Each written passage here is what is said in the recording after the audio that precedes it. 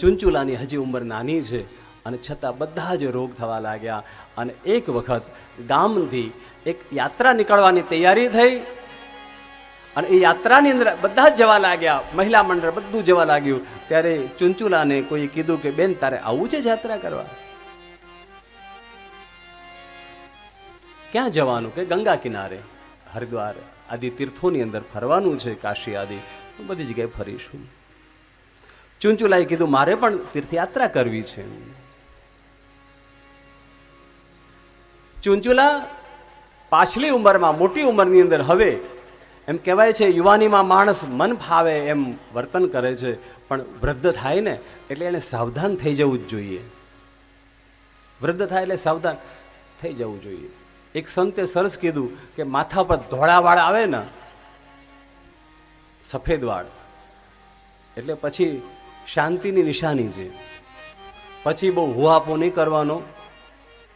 અત્યાર સુધી જે કમાયા છીએ ને એને વાપરવાનો સમય હવે આવી ગયો છે, એવું સમજી લે. બે પાર્ટ છે, પહેલા કમાવાનું છે અને પછી વાપરવાનું છે.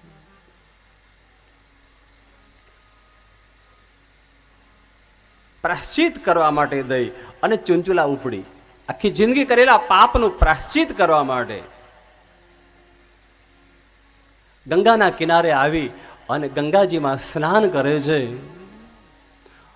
માં ગંગાજીની અંદર સ્નાન કરી અને ચુનચુલા પોતાના પાપનું પ્રાયશ્ચિત કરતા કરતા એક શિવાલય છે અને શિવાલયની અંદર પ્રવેશ કર્યો તો ત્યાંથી સુંદર મજાના ભગવાન શિવજીના મંત્રો સંભળાવા લાગ્યા. વંદે દેવ ઉમાપતિમ શુરગુરુમ વંદે જગત કારણમ વંદે પન્નગભૂષણમ મૃગધરમ વંદે પશૂનાં પતિપતિ વંદે સૂર્ય શશાંક વહનિ નયનમ વંદે મુકુંદ પ્રિયમ વંદે ભક્તજનાશ્રયં ચ વરદમ વંદે શિવમ શંકરમ. હે મહાદેવ, હે મહાદેવ. ચુનચુલા ત્યાં જઈને બેસી ગઈ. કોઈને પૂછ્યું કે શું થઈ રહ્યું છે, ત્યારે કોઈ એને જાણ કરી કે આ શિવ પુરાણની કથા છે. એમ કે હા, જે શિવપુરાણની કથા સાંભળવાથી જીવનો ઉદ્ધાર થાય છે. ચુનચુલા કથાની અંદર બેઠી છે.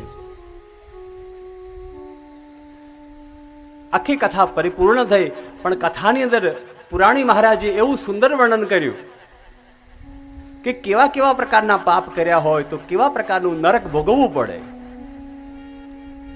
એનું ભયંકર વર્ણન બાપજી એક પછી એક કરવા લાગ્યા કે નરકની યાતના શું છે.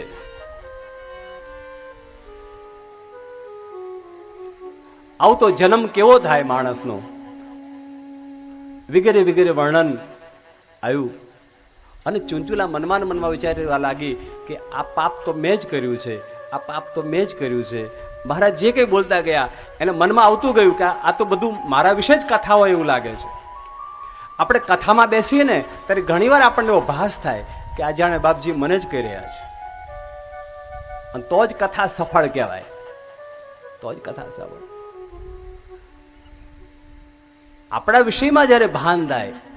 બાકી કથા સાંભળનારા મોટા ભાગના લોકો કેવા હોય તમને કહું, કાંઈ કે સારું આવે ને તો કે એ હું છું, અને કાંઈ કે ખરાબ આવે ને તો કે આમ પાડોશમાં જોવે કે બીજા કોક છે.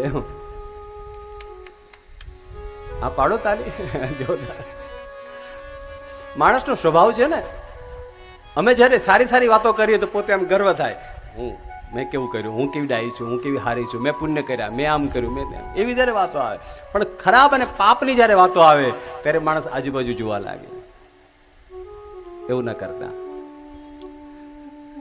ગંગાના કિનારે બેસીને જેમ પ્રાશ્ચિત થાય છે એમ શિવ કથામાં બેસીને પણ પ્રાશ્ચિત થાય છે. અહીંયા બેસીને તમે તમારા પાપને યાદ કરો તો પાપ બળીને ભસ્મ થઈ જાય છે.